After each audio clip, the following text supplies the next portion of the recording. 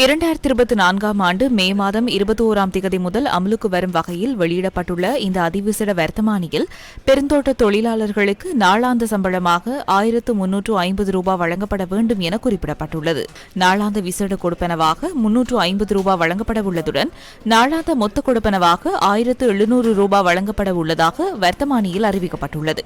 மேலதிக கொழுந்து கிலோகிராம் ஒன்றுக்கு 80 ரூபாய் வீதம் வழங்கப்பட வேண்டும் என தொழில் மற்றும் வெளிநாட்டு வேலைவாய்ப்பு அமைச்சின் செயலாளர் RPA விமலவீர வெளியிட்டுள்ள வர்த்தமானியில் குறிப்பிடப்பட்டுள்ளது. இதேவேளை தவறான முகாமைத்துவம் காரணமாக தொழிலாளர்களின் சம்பளத்தை செலுத்த தவறும் பெருந்தோட்ட நிறுவனங்களுக்கான காணி குத்தகை உடன்படிக்கையை ரத்து செய்வது தொடர்பில் அரசாங்கம் கவனம் செலுத்தியுள்ளது. அத்தகைய தோட்ட கம்பெனிகளுடனான காணி குத்தகை உடன்படிக்கையை ரத்து செய்யக்கூடிய வகையில் சட்டங்களை அறிமுகப்படுத்துவதற்கான படிமுறைகளை மேற்கொள்வதற்கு அமைச்சரவை அனுமதி வழங்கியுள்ளது. මේ වතුකම්කරුවන්ගේ වැටුප් ඉහළ නැංවීම පිළිබඳ ඇතිවෙලා තිබෙන වර්තමාන තත්ත්වය පිළිබඳ அதிகரிக்கப்பட்டுள்ள பெருந்தோட்ட தொழிலாளர்களின் சம்பளம் தொடர்பில் ஏற்பட்டுள்ள பிரச்சினைகள் தொடர்பில் அமைச்சரவையில் கலந்துரையாடப்பட்டது. கோவிட் நெருக்கடி மற்றும் அதன் பின்னர் ஏற்பட்ட பொருளாதார நிலைமையை கருத்தில் கொண்டே பெருந்தோட்ட தொழிலாளர்களுக்கான சம்பளத்தை அரசாங்கம் நிர்ணயித்தது. எனினும் உற்பத்தி செலவு அதிகரித்தமையின் காரணமாக அதனை நடைமுறைப்படுத்த முடியாது என அவர்கள் அறிவித்தனர். இதற்கமைய ஜனாதிபதி செயலாளரின் தலைமையில் ஏனைய அமைச்சுக்களின் பங்களிப்போடு அது தொடர்பான முழுமையான அறிக்கையை சமர்ப்பிக்குமாறு தனது செயலாளருக்கு ஜனாதிபதி அறிவித்தார்.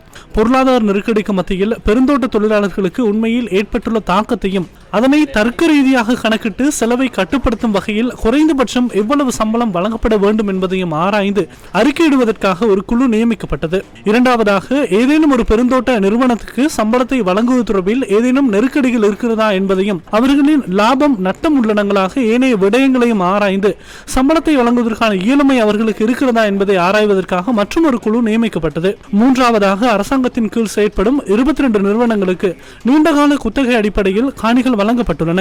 அவை சம்பளத்தை வழங்க முடியாமல் முறையற்ற விதத்தில் நிர்வகிக்கப்படுமாயின் அந்த நிறுவனங்களுக்கு காணிகளை தொடர்ந்தும் வெற்றிகரமாக முன்னெடுத்து செல்ல முடியவில்லையாயின் நீண்டகால குத்தகையை ரத்து செய்து காணிகளை வெற்றிகரமான முறையில் முன்னெடுக்கக்கூடியவர்களுக்கு பெற்றுக் கொடுப்பதற்கான வாய்ப்புகள் இருக்கிறதா என்பது தொடர்பில் ஆராயுமாறு அவர் பணிப்புரை விடுத்தார். சம்பளத்தை வழங்காமல் உள்ள நிறுவனங்களின் காணிகளை வேறு தரப்பினருக்கு வழங்கி குறித்த குத்தகை ஒப்பந்தத்தை ரத்து செய்வதற்கான தீர்மானங்களை எடுக்கும் வகையிலான விடயங்களை ஆராயுமாறும் அது தொடர்பில் விசேட குழு ஒன்றை நியமிப்பதற்கும் அமைச்சரவை அனுமதி வழங்கியது.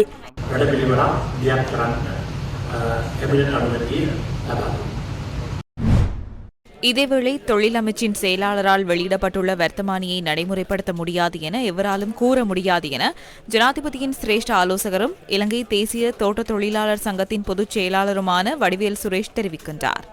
இதுல கேம் கிடையாது, டீல் கிடையாது. பெருந்தோட்ட கம்பெனிகள் வேறு அரசாங்கத்தை நடத்த முடியாது.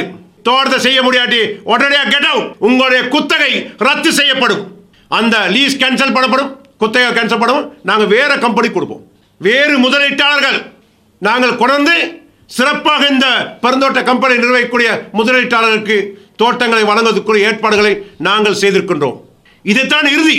எங்களுக்கு ரிவர்ஸ் வர முடியாது. 1700 சம்பளம் கொடுத்தே ஆகணும். சமப்பெட்டிக்கு அடித்த கடைசி அணி தான். இதனிடையே பெருந்தோட்ட தொழிலாளர்களின் நாளாந்த சம்பளம் தொடர்பில் ஆராய்வதற்காக கடந்த ஏப்ரல் மாதம் நடைபெற்ற 2 சுற்று பேச்சுவார்த்தைகளிலும் முதலாளிமார் சம்மேளனம் கலந்து கொள்ளவில்லை.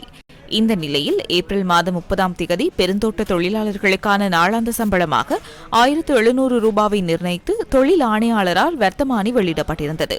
எவ்வாறாயினும் இந்த சம்பள அதிகரிப்பு நடைமுறைக்கு சாத்தியமற்றது என தெரிவித்து பெருந்தோட்ட நிறுவனங்களின் சம்மேளனம் நீதிமன்றத்தை நாடியுள்ளமையும் குறிப்பிடத்தக்கது.